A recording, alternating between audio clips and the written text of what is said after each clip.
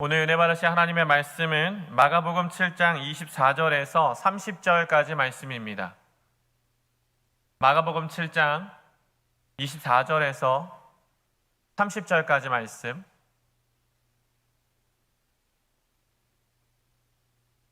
마가복음 7장 24절에서 30절까지 말씀 다 같이 한 목소리로 봉독하겠습니다. 예수께서 일어나사 거기를 떠나 두로 지방으로 가서 한 집에 들어가 아무도 모르게 하시려 하나 숨길 수 없더라. 이에 더러운 귀신 들린 어린 딸을 둔 한 여자가 예수의 소문을 듣고 곧 와서 그 발 아래에 엎드리니 그 여자는 헬라인이요 수로보니게 족속이라.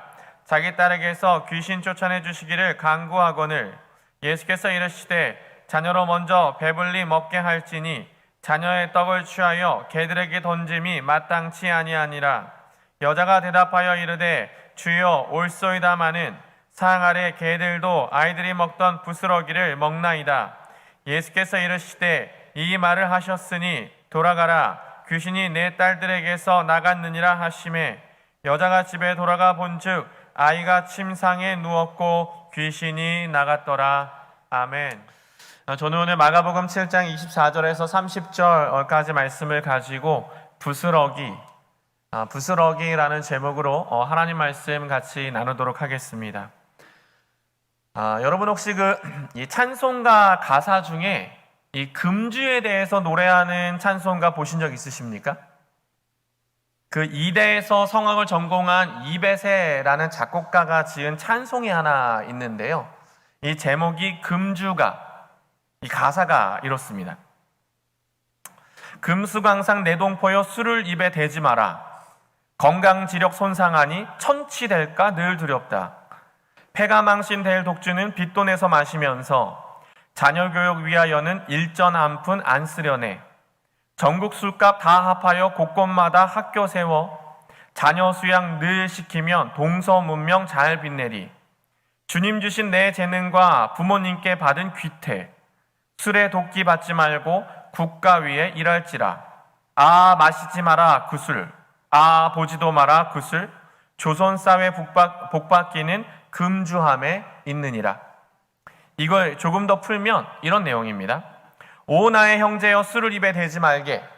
이것은 그대의 몸을 망가뜨리고 마음을 마비시킬 것일세. 술은 가정을 파괴하고 자녀의 미래 걸림돌이 될 게야. 술 마신 돈을 모아 차라리 조선에 학교를 세우자. 우리가 술을 버리면 우리나라는 한층 복을 받을 것이니. 찬송가. 여러분 이게 원래 찬송가에 수록된 곡이었습니다. 지금은 없지만 1931년 신정 찬송가를 편찬할 때 사람들이 예배 때 같이 불렀던 이 찬양이에요. 술을 입에 대지 마라. 그 돈으로 학교 세우자. 술을 입에 대지 마라. 그러면 가정이 살고 나라가 살 것이다. 조금은 유치하기도 하고 이게 무슨 새마을 운동 캠페인송 같은 느낌이 좀 들기도 하지만 이 당시 기독교인들이 이런 노래를 불렀던 이유가 분명하게 있었습니다. 우리가 아는 것처럼 1919년 3월 1일 그 일제의 식민통치에 항거한 이 대대적인 만세운동이 일어났던 적이 있습니다. 이 운동은 2개월에 걸쳐서 이 전국 각지에서 릴레이처럼 일어났는데 민족대표 33인 중에 16명이 기독교인이었을 만큼 교회의 참여가 적극적이었죠. 그리고 가장 큰 특징은 비폭력, 이 저항 만세운동이었어요. 하지만 일본 경찰은 그야말로 무자비하게 진압해요. 이 기록에 따르면 전국적으로 7,500명 이상이 학살을 당했고 부상자만 1만 6천 명, 투옥된 사람은 4만 6천 명에 달았습니다. 물론 학자들은 그 이상일 것으로 추측하죠. 결국 총칼을 든 일본군에 의해서 이 3.1 운동은 진압을 당합니다. 하지만 그 여파는 엄청나게 커져가요. 이 운동을 기점으로 한 달 뒤에 상해에 임시정부가 출범했고요. 그리고 중국, 그리고 만주, 러시아 등에 있던 독립군들의 의지에 더 큰 동기부여를 가지고 옵니다. 결국 뭔가 사람들을 제압하긴 했지만 심리적인 충격을 강하게 받았던 일본이 새로운 전략을 이때부터 구사하기 시작해요. 그게 바로 유흥이에요. 갑자기 조선 통독부가 엄청난 술을 수입하기 시작합니다. 술, 담배, 매춘, 그리고 마약을 가지고 들어와서 대한민국의 곳곳에 양조장과 술집을 세웠고, 그리고 창녀촌을 만들고 그 옆에 도박장을 구축합니다. 이 사람들을 어떻게든 타락시켜 이들의 정신, 이들의 영혼을 완전히 무너뜨리려는 일본의 전략이었던 거죠. 그러자 한국 교회가 적극적으로 일어나 그 모든 것들을 방어하기 시작합니다. 매춘을 몰아내려는 위원회를 발족하고 창녀주를 전도해서 새로운 직업을 찾을 수 있도록 도우며 남자들을 교육시켜 매춘을 멀리하도록 총력을 기울였습니다. 곳곳마다 미션 스쿨을 세워서 아이들을 교육했고, 금주와 금요를 통해 자신들은 물론 일제 치하의 조선이 아닌 새로운 조선, 뭔가 점점 나아질 조선을 꿈꾸게 해요. 그래서 아까 불러드렸던 이 금주가 술은 입에 대지 말고 술은 눈으로도 보지 말라라는 그런 노래가 바로 이런 배경에서 탄생을 하게 된 거죠. 그런데 이건 선교사들의 공도 굉장히 큽니다. 지도에도 보이지 않던 작은 나라에 들어와 자신의 청춘과 목숨을 바친 이름도 없는 선교사들의 헌신, 위생 상태도 별로고 의료시설도 없고 뭔가 굉장히 좀 이 거주하기에 불편한 이곳에서 아내도 자식도 사랑하는 사람 모두를 이곳에 묻으며 복음을 전했던 그들의 헌신, 무엇보다 아직은 선교하기 어려운 나라, 여기는 가지 마라 라고 했던 사람들의 모든 편견을 넘어서 선교사들이 이곳을 찾아왔죠. 그리고 병원과 학교를 세우며 진짜 편견을 깨트렸는데 대표적인 게 여성입니다. 남성 위주의 유교 사회에서 무시받던 여성들, 자기 이름도 없이 예전엔 아무개 딸, 아무개 누이, 아무개 댁, 아무개 엄마로 불리던 한국 여성들에게 세례명을 주고 그들을 교육시켜 3.1운동의 상징과도 같은 인물인 유관순 여사를 이화학당을 통해서 배출해내기도 했으니까. 즉 편견, 복음은 모든 편견을 뛰어넘습니다. 아니, 하나님의 나라, 주님이 다스리시는 그 나라는 이 세상의 모든 편견을 다 넘어서는데요. 오늘 우리가 함께 읽은 마가복음 7장의 내용이 바로 그렇습니다. 이 본문은 이방인을 향한 이 편견을 뛰어넘고 있는 내용인데, 자, 24절에서 26절까지 말씀 같이 다시 한번 읽어보도록 하겠습니다. 자, 여러분들께서 한번 읽어주시겠습니까? 예수께서 시작. 예수께서 일어나사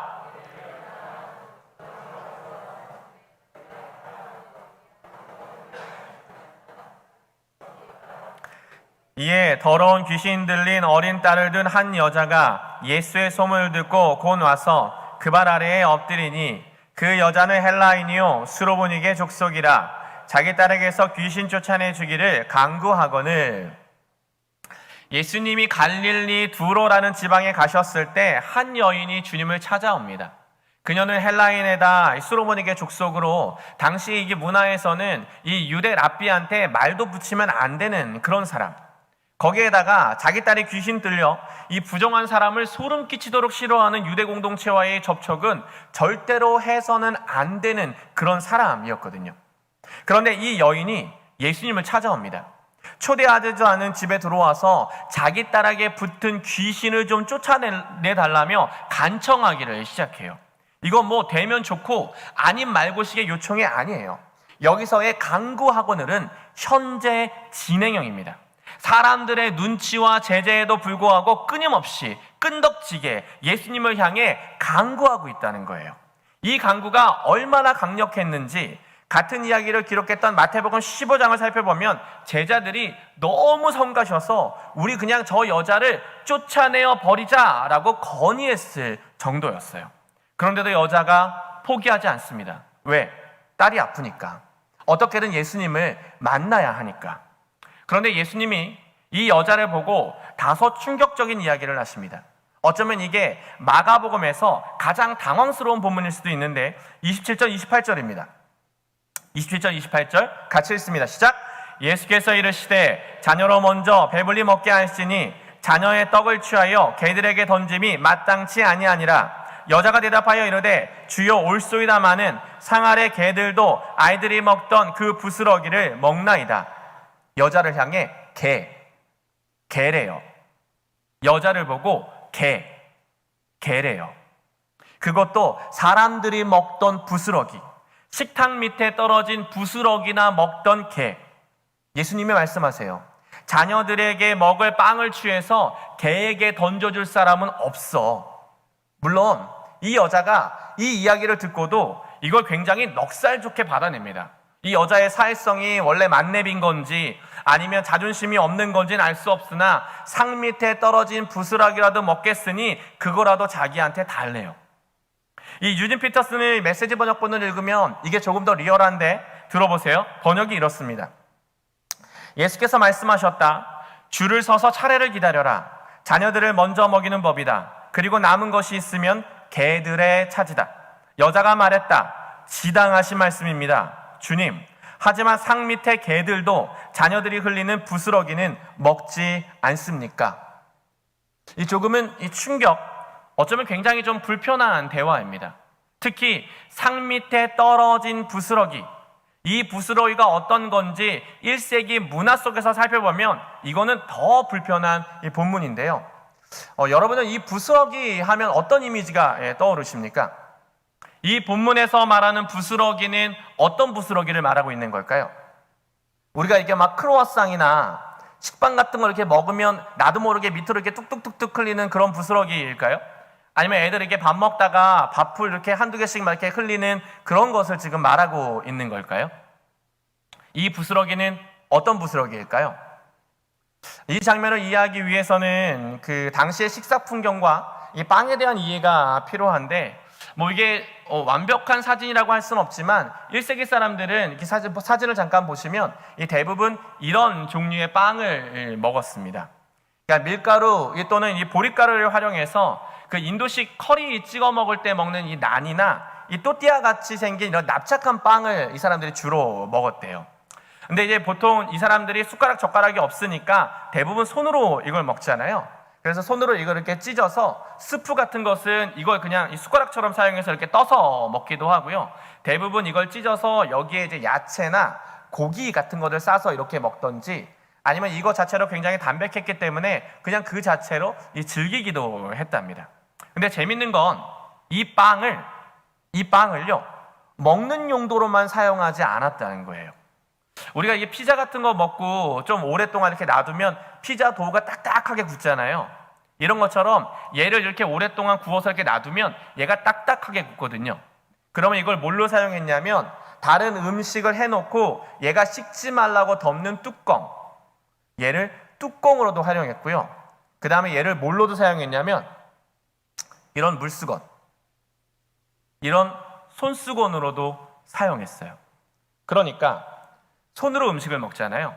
손으로 음식을 막 먹다가 손에 기름진 게 서로 묻으면 이걸 닦아야 하는데 가난한 사람들이야 그렇다 치지만 부자들의 경우 이 빵을 한두 개가 굽는 게 아니라 이 빵을 이만큼씩 구웠으니까 빵이 여기 이만큼씩 쌓였을 거 아니에요. 그러니 이 손에 묻은 기름기를 닦으려 이 빵을 들어 빵을 찢습니다. 그리고 이 빵에다 손을 닦아요. 한참 음식을 먹고 있는데 저기 누가 손님이 오면 손님을 맞아야 되니까 오셨어요 그러면서 빵을 찢어서 이걸 손을 닦고 입을 이렇게 한번 한 다음에 요걸 이렇게 뭉쳐서 자 여러분 이거 어디다 버렸을까요? 이걸 쓰레기통에다 버렸을까요? 아니요.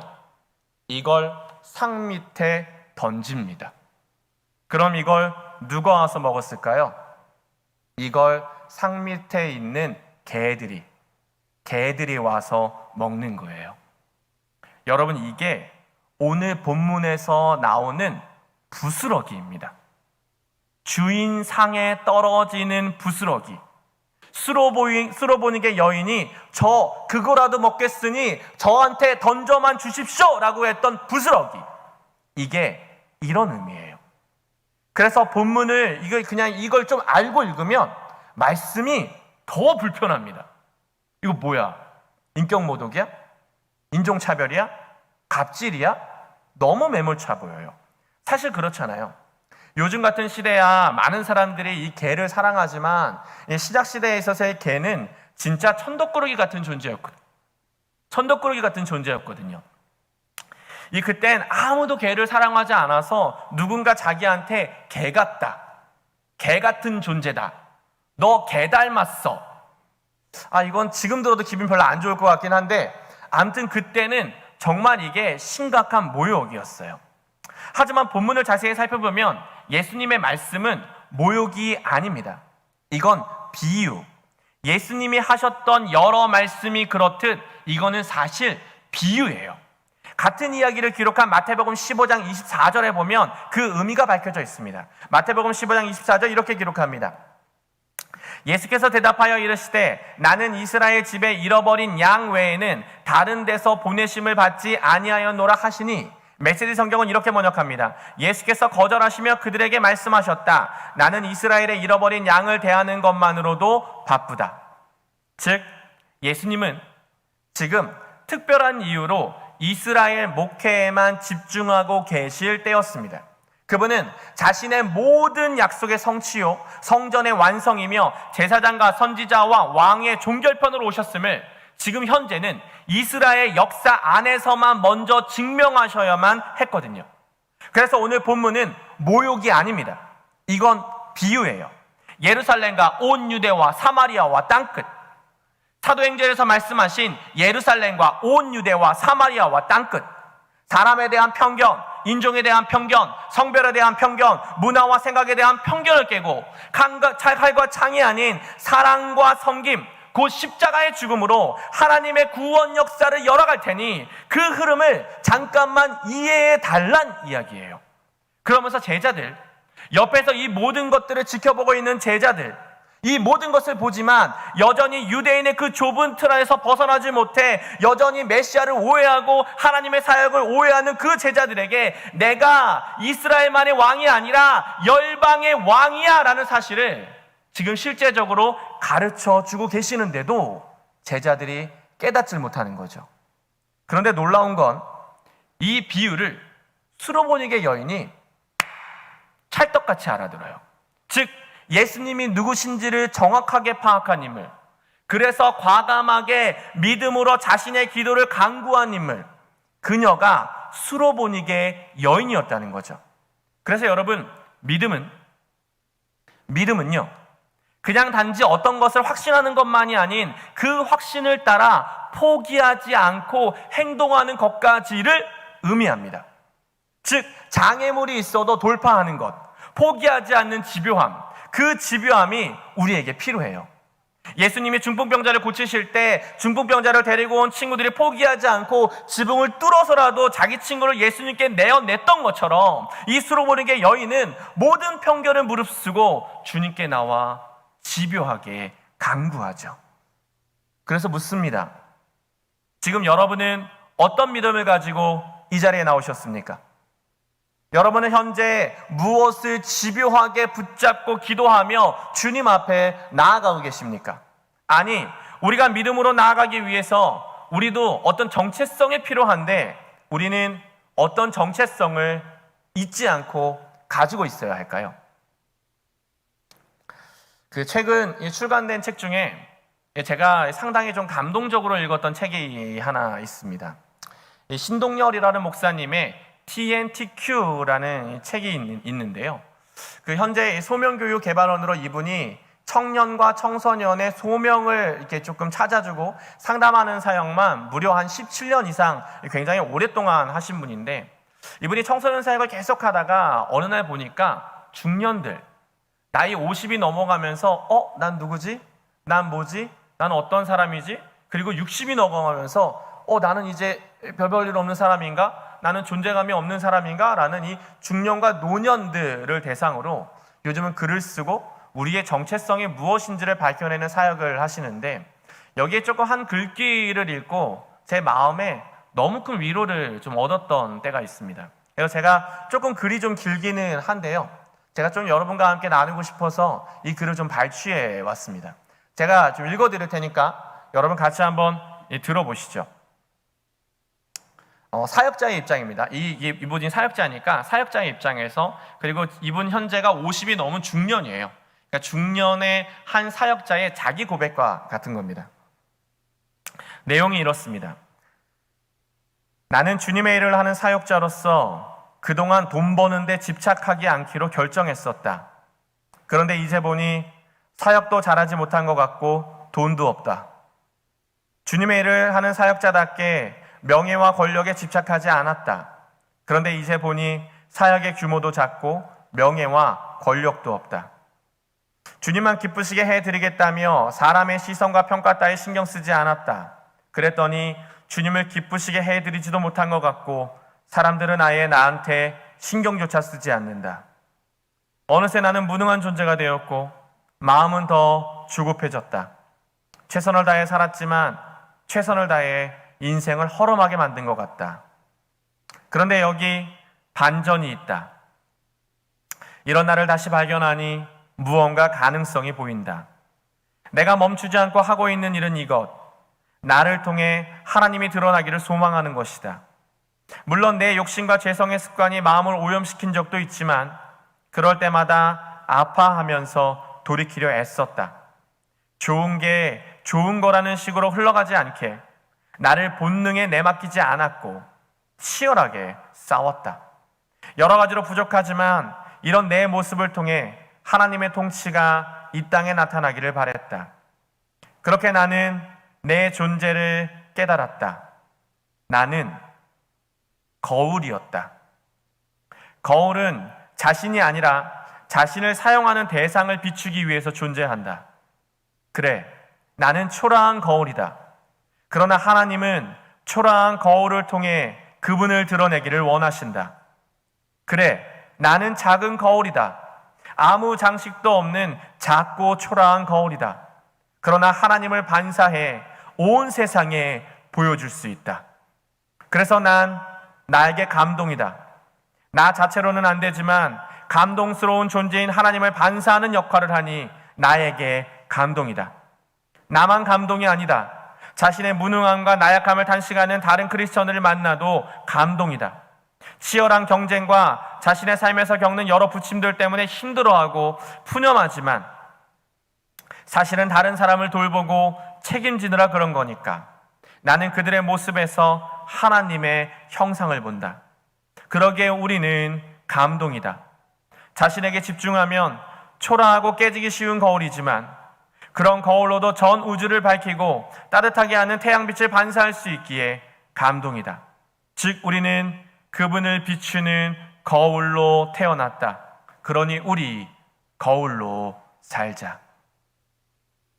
여러분, 이게 예수님이 구하셨던 하나님 나라와 의입니다. 이게 예수님이 마지막까지 씨름하고 애쓰셨던 나의 원대로 마옵시고 아버지의 뜻대로 하십시오라고 간구하셨던 그분의 기도입니다. 왜? 우리는 거울이니까. 그분을 비추고 그분을 전하고 그분을 반사하는 우리는 거울이니까. 그래서 여러분, 예수님은 하나님 아버지 그분의 선하심을 드러내기 위한 거울로서 스스로 십자가에서 내침을 당하세요. 하나님의 아들이 부스러기조차 없는 상 아래로 내려가 버림을 당하십니다. 하나님의 아들이 자기 자신을 버리고 개들이 있던 저 아래로 스스로 내려가 완전히 작아지십니다. 왜? 죄인된 우리를 하나님의 아들, 딸의 자리에 다시 한번 앉게 하시려고 하나님 아버지와 마주 앉아 먹을 수 있는 자녀의 권세를 회복하시기 위해 부스러기조차 없는 상 아래에 스스로 버림받아 내려가시고 십자가에서 죽으십니다. 그러기에 여러분, 묻습니다. 예수님을 믿으십니까? 아니요. 여러분 정말 예수님을 믿으십니까? 그렇다면 여러분 어떤 상황에서도 의기소침하지 마십시오. 그분은 우리의 힘, 우리의 방패가 되십니다. 여러분 복음을 믿으십니까? 십자가의 그 생생한 복음을 여러분 믿으십니까? 그렇다면 두려워하지 말고 걱정하지 마십시오. 그분은 우리의 생명이십니다. 여러분 마지막으로 묻습니다. 하나님의 선하심을 믿으십니까? 하나님의 여러분의 삶의 모든 여정에 합력하여 선을 이루어 가실 걸 여러분 믿으십니까? 아무리 코로나의 상황이 어렵고 힘들더라도 우리 가정의 모든 여정에 먹고 사는 모든 것이 어렵더라도 하나님이 여러분의 삶을 선하고 아름답게 이끄실 걸 믿으십니까? 그렇다면 주님께 나와 집요하게 믿음으로 주님께 간구하십시오. 그분이 우리의 생명이십니다. 제가 그래서 설교를 준비하면서 좀 떠올랐던 찬양이 하나 있습니다. 말씀을 묵상하다가 좀 그런 생각이 계속 들더라고요.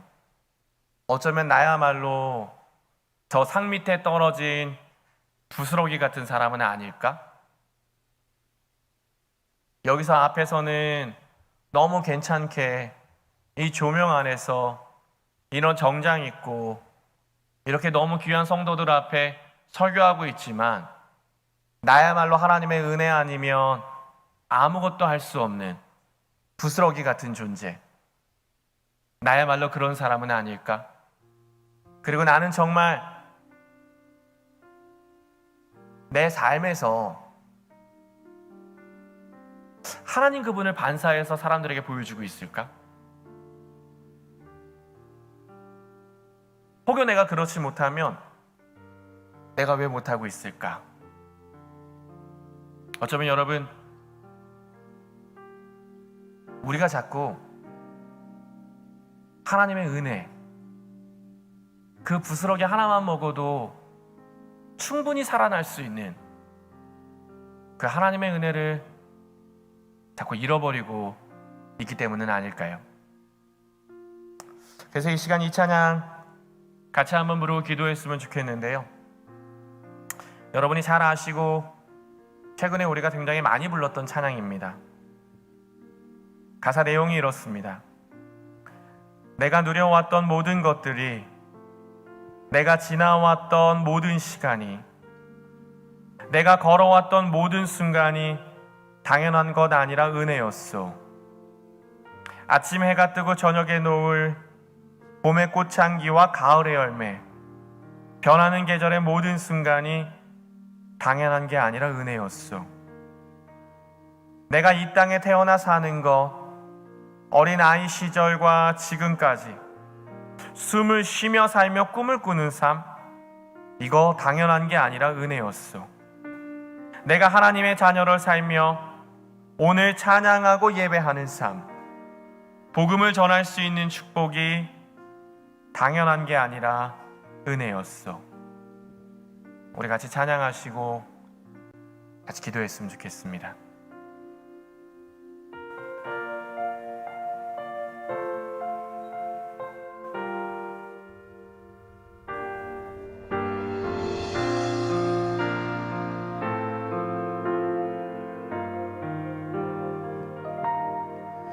내가 누려왔던 모든 것들이,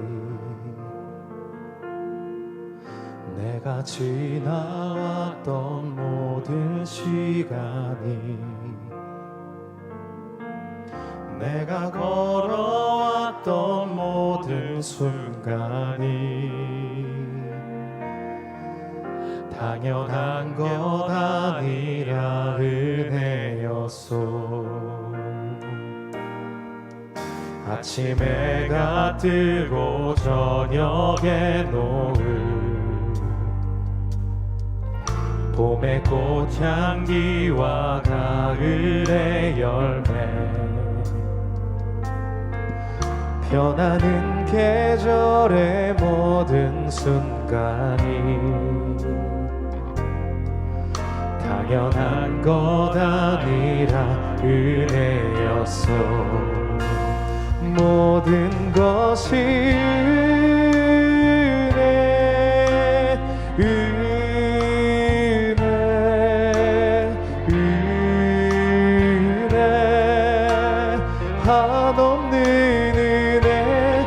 내 삶에 당연한 건 하나도 없었던 것을, 모든 것이 은혜, 은혜였소.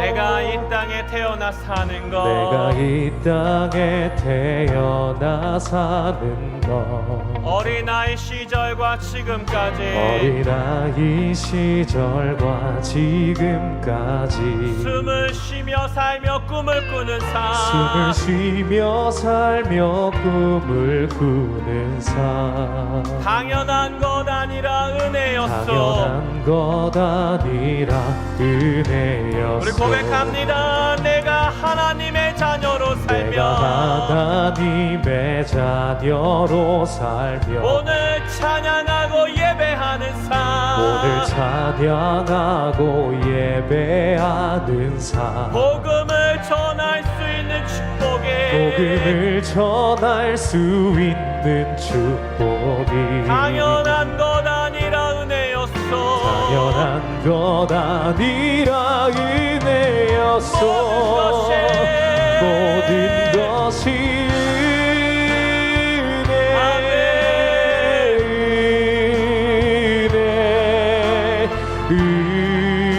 은혜 한없는 은혜 내 삶에 당연한 건 하나도 없었던 것을 모든 것이 은혜였소. 모든 것이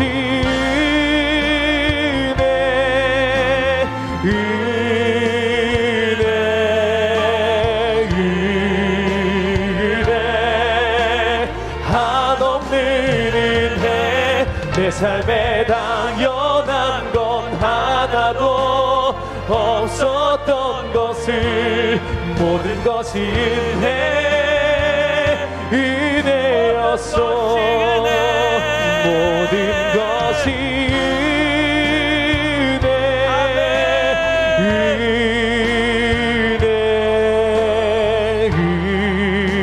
은혜 한없는 은혜 내 삶에 당연한 건 하나도 없었던 것을 모든 것이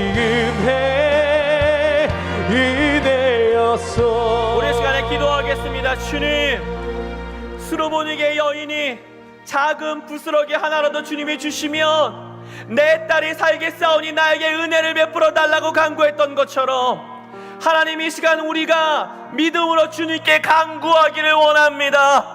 하나님, 우리가 다시 한번 복음의 능력을 생각하며 예수가 그리스도이심을 선포하며 기도로 말미암아 우리가 지금까지 살아왔던 것, 또 기도로 말미암아 하나님이 우리에게 행하셨던 모든 것들을 신뢰하며 주님 앞에 믿음으로 나아가게 하여 주옵소서. 우리에게 시간에 기도할 때 더 큰 믿음을 더하여 주옵소서. 우리의 가정 가운데 있는 모든 기도의 제목들을 주님이 하시오니 주님이 시간에 간절히 기도하며 나아갈 때 하나님의 은혜를 우리에게 부어 주옵소서. 응답하여 주옵소서. 우리에게 더 큰 믿음을 더하여 달라고 우리 시간 주님의 성호 세움으로 기도합니다. 주여, 주여,